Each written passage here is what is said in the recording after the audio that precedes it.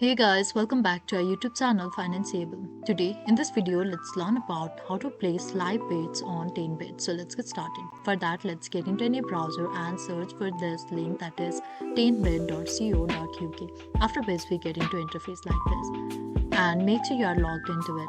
After that, to place a live bet, we can see this list over here. We can click on this live bet option over here, or we can see the live bets option over here as well. You can choose any of this.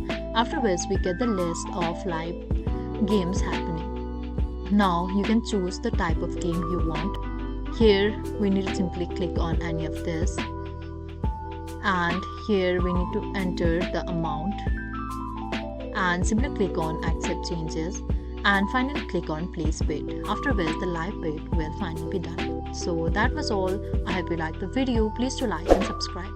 Thanks for watching.